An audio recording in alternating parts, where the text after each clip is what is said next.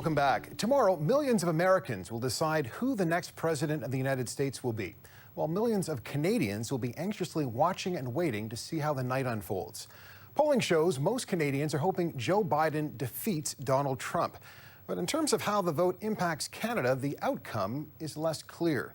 To explain how the result will affect Canada, I'm joined by Professor Roland Paris from the University of Ottawa's Graduate School of Public and International Affairs and a former foreign policy advisor to Prime Minister Justin Trudeau. Professor Paris, thanks so much for joining us. Thank you. Roland Paris, Canadians aren't able to vote in tomorrow's U.S. election, but they're certainly paying attention. What's at stake for Canada in tomorrow's election? Well, there's a lot at stake for many countries, most importantly the United States. For Canada, the result is going to determine whether we get 4 more years of chaos with Donald Trump or whether we get a president who may not be that exciting to people, but he's steady, he's stable, and he has pledged to rebuild relations with America's closest allies, including Canada. That sounds pretty good. You just described the last 4 years as being chaotic. Can you just kind of go into that? Just kind of outline, why has it been so bad?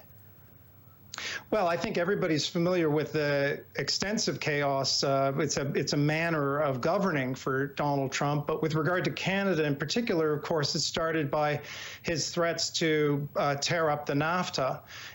And you'll remember also that he attended a G7 meeting in Canada where, as he was flying away, he was unhappy with something that Prime Minister Trudeau said, and he withdrew the United States signature from the agreement, and he threatened to inflict harm on the Canadian people.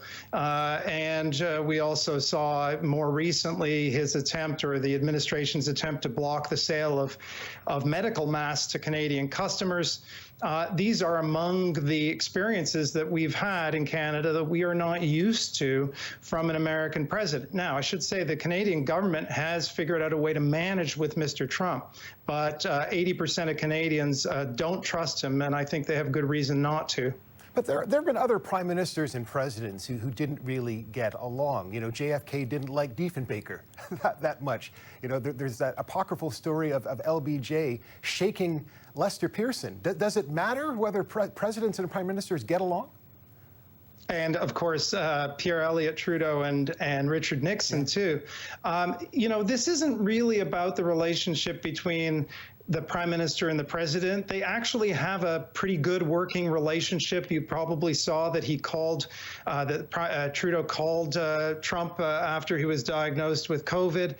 They have a good working relationship. The problem is with the lack of predictability from the president of the United States. And what's different from the past is, and we're not used to this, the idea that the United States might be willing to use its disproportionate power to threaten and harm Canada. We've always had disputes, but we've been through something pretty extraordinary over the last 4 years. So, we'll see what the outcome of this election holds. Would things change much for Canada with Joe Biden at the helm of the U.S.?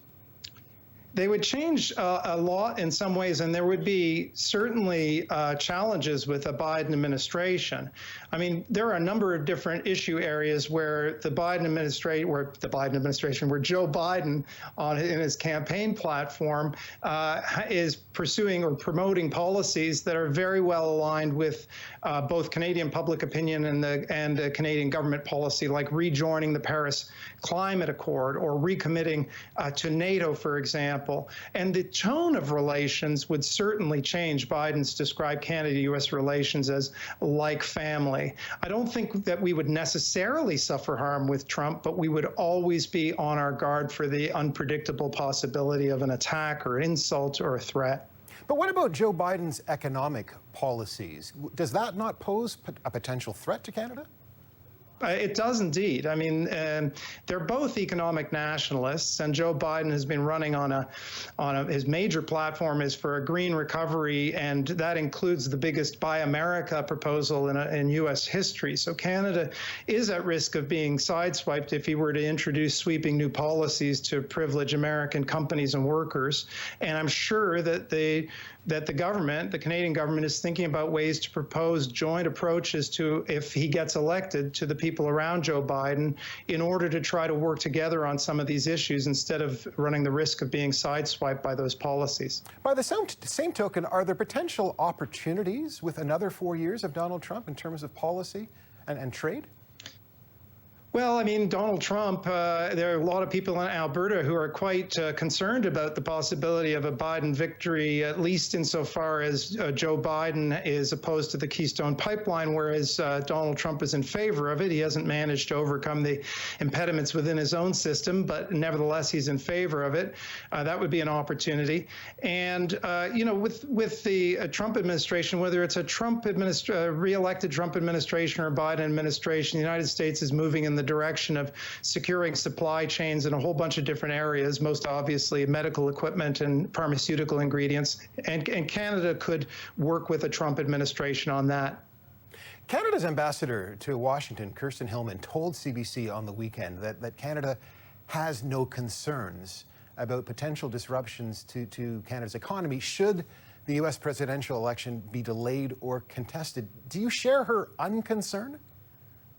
Well, I think that there's a distinction here. I think I share a lot of the concerns of Canadians at the idea of a contested election in the United States and the kind of instability that we might see in the United States, hopefully not, but that we might see over the coming days or weeks. But then the question is, how much would that directly impact Canada? And I think it's very unlikely to have a significant direct impact on Canada. It's unlikely to really disrupt trade, which would be a consideration. Our border is already closed to non-essential travel. You know, I've run through a bunch of different scenarios, and there are some nightmare scenarios that are extremely low probability. I think that the chances are that even a very uncomfortable situation in the United States, that we'd be okay here. In a recent poll, you know, 29% of Canadians say they now they don't have a favorable view of the United States. Does that matter? And is the fundamental relationship between the two countries in peril?